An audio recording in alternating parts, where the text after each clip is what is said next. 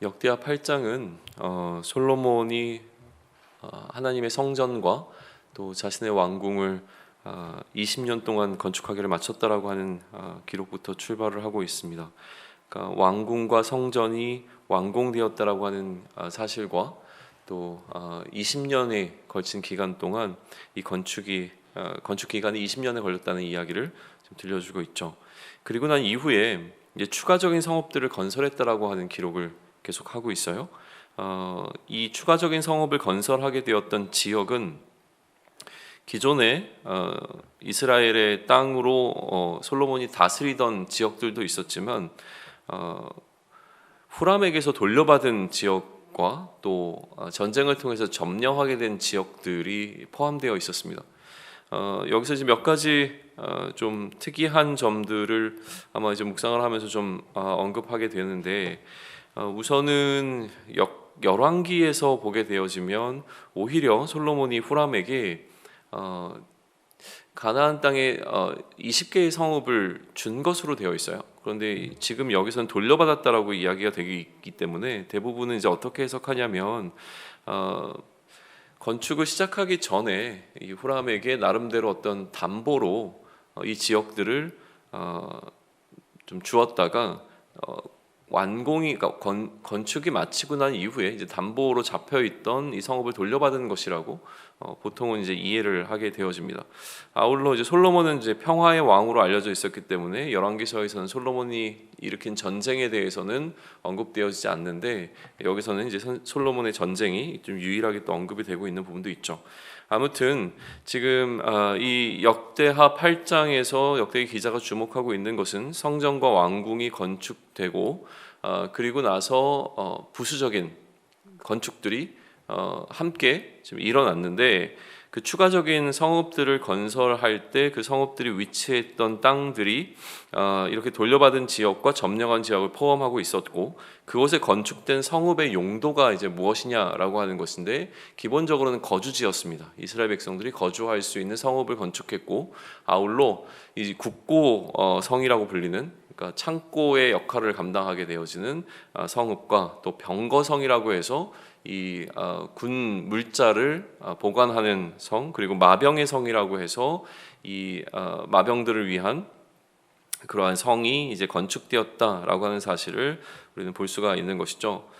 이러한 이 건축에 동원된 사람들은 가나안 정복 이후에 완전히 내어쫓지 않고, 그러니까 멸하지 않고 남겨두게 되었던 가나안 족속들, 그 족속들의 자손들이 이 건축을 위한 노예로서 좀 동원되었다라고 하는 사실이 기록되어 있고, 이스라엘 자손은 이러한 일에 동원되지 않았고 오히려 이스라엘 백성들은 군사나 군대의 리더로 쓰임 받았다라고 하는 사실을 알려주고 있습니다.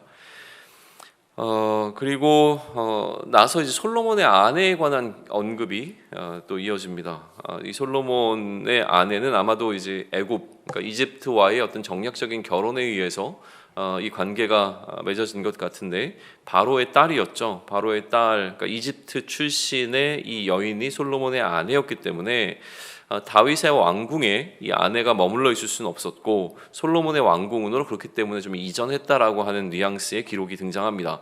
왜냐하면 궤가 머무는 곳은 거룩하기 때문에 그 거룩한 곳에 이방 여인이, 그러니까 또 여인이라고 하는 게 포커스라기보다는 이제 이방인이 거기에 머물 수 없었기 때문에, 그래서 이러한 이제 언급이 좀 되고 있죠. 이후에 이제 또 기록되어진 내용은 이 성전에서 드려지게 되어지는 이 제사와 이 성전의 어떤 운영에 관한 부분인데, 핵심적인 내용은 뭐냐면 모든 명령을 솔로몬이 다 따랐다라고 하는 부분에 있어요. 그러니까 제사에 있어서는 모세의 명령을 따랐고, 성전을 이제 운영하는 방식에 있어서는 다윗이 세운 절차와 또 다윗이 세운 이 조직 체계를 그대로 잘 따랐다라고 하는 이야기를 지금 이렇게 기록하고 있죠. 아울러서 단순히 솔로몬이 이러한 어떤 모세와 다윗의 규례를 따랐다라고 하는 것을 넘어서서 그 규례에 따라서 움직여야 하는 제사장과 레위인들도 솔로몬의 명령을 어기지 않았다라고 하는 기록을 15절에서 해주고 있어요. 그러니까 한마디로 얘기하면 모든 것이 완벽했고 모든 것에 문제가 없었던 그 결점이 없었다라고 하는 것.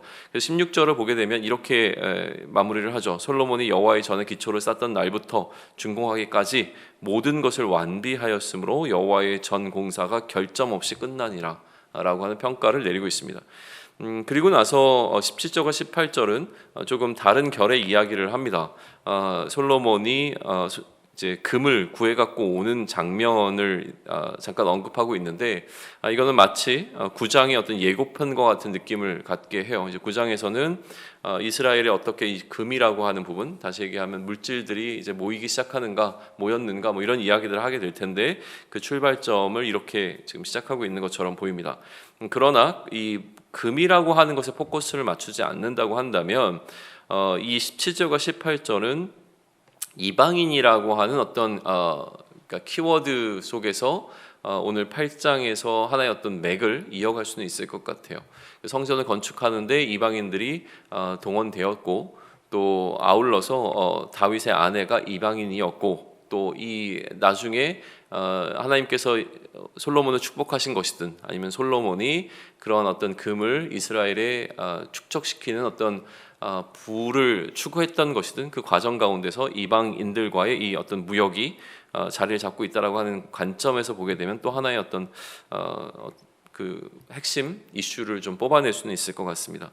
그러나 기본적으로 역대하 8장이 우리에게 지금 알려주고 있는 핵심은 뭐냐면 완벽한 공사라고 하는 부분이에요. 솔로몬이 여호와의 전과 자신의 궁궐을 건축하기를 마쳤다라고 하는 것을 시작해서 결국 이것이 뭐 완전한 건축이 되었다라고 하는 것, 결점 없이 끝났다라고 하는 것으로 마무리되고 있는 이 느낌을 보시는 게 중요합니다. 그 중간에 이제 그러면 어떤 기록이 있냐면 6절을 보시게 되면 그가 다스리는 온 땅에 건축하고자 하던 것을 다 건축했다는 거죠. 그러니까 건축의 플랜이 단순히 이 성전과 왕궁에 머물러 있지 않고 도시를 건축하는 그 나라의 어떻게 보면 국토 정비가 이루어지게 되어지는 이 거대한 국토 개발이 완전히 다 이루어졌다. 20년이라고 하는 시간 또 뭐 그 이후에 더 있었는지는 명확하게 드러나진 않지만 일부의 학자들은 이제 성전 건축 이후에 이런 추가적인 건축이 이루어졌다라고 하는 것을 해석한다면 꽤 오랜 기간 동안 이러한 모든 것들이 다 맞춰지게 되었다라고 하는 것으로 볼 수는 있죠. 그리고 13절에 모세의 명령을 따라 그리고 14절에 그의 아버지 다윗의 규례를 따랐다. 그리고 15절에 보게 되면 제사장과 레위 사람들이 왕이 명령한 바를 전혀 어기지 아니하였다라고 하는 것이 이 완벽한 공사 안에 들어있는 핵심적인 내용들이라고 하는 거예요.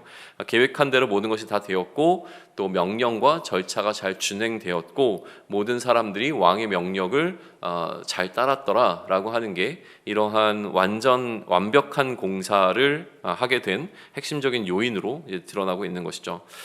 그러면서 이제 핵심은 16절이 되는 것이죠.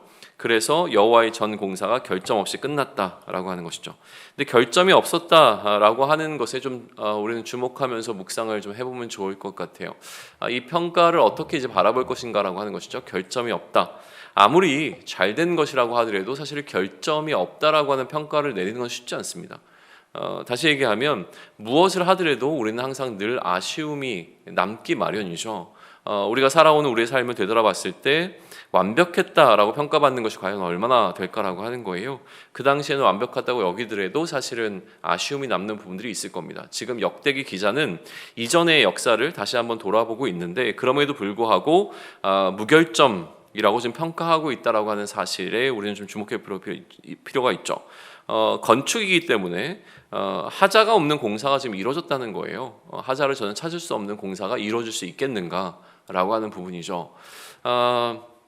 이것이 만약에 가능했다라고 하는 전제 속에서 우리가 이야기를 한다면 이것은 솔로몬 한 사람의 의지로만은 이루어질 수 없는 일일 겁니다. 수많은 사람들이 이 건축에 동원되었고 아까도 얘기했지만 이것을 따르는 모든 사람들이 왕의 명령을 준행해야지만 가능한 일이라고 한다면 그것은 단순히 명령을 하고 명령을 따르는 것으로 인하여서 계획한 대로 모든 것이 완벽하게 진행되었다라고 하는 것에 포커스를 맞추기보다 그렇다면 이것을 이루기 위하여서 모든 사람들의 마음이 합하여졌거나 아니면 일하는 사람들이 솔로몬과 동일한 어떤 마음으로 이 하나님의 전을 건축하는 일에 그들의 마음을 쏟아부었거나 이런 것들이 가능하지 않으면 이러한 무결점에 완벽한 공사가 이루어지기는 참 어렵다는 것을 우리는 현실적으로도 생각해 볼 수 있는 부분인 거예요. 그러니까 이 모든 사람들이 성전을 건축하는 일을 솔로몬의 일이 아니라 자신의 일처럼 여기고 이 일에 최선을 다하지 않았을까라고 하는 생각을 하게 되어진다면, 혹 그게 아니더라도 이러한 무결점의 성전을 건축하는 것이 하나의 프로젝트가 되어진다라고 한다면, 성전을 재건하는 공동체에게 이러한 무결점의 공사가 되어졌다라고 하는 것은 어떤 목표를 제시해주는 느낌을 주었을 겁니다. 다시 얘기하면 우리도 결점이 없는 완벽한 성전을 건축하자라고 하는 게 사람들에게 목표로 주어질 수 있다라고 하는 것이죠. 성전을 단순히 건축하는 것뿐만 아니라 건축된 성전이 그 뜻과 그 용도에 맞게 온전하게 사용되어지는 것, 다시 얘기하면 모세의 규례와 다윗의 규례를 완벽하게 지키면서 건축되고 또 운영되어지는 것까지, 그래서 이렇게 건축된 성전이 그 작동을 멈추거나 아니면 그 용도가 변경되어지지 않은 채 온전하게 잘 운영되는 것까지를 성전의 결점이 없는 것으로 이제 목표로 삼을 수 있는 이야기가 지금 놓여져 있다라고 하는 것이죠. 그렇다면 이스라엘 백성들, 그러니까 재건 공동체에게 주어지는 이러한 어떤 느낌을 넘어서서요, 우리들에게는 그러면 이제 어떠한 느낌이냐라고 하는 것인데, 역시 우리도 성전인 우리의 개념 속에서 이것을 바라볼 수밖에 없을 겁니다. 너희도 성령 안에서 하나님이 거하실 처소가 되기 위하여 그리스도 예수 안에서 함께 지어져 간다라고 하는 이제 말씀을 하세요.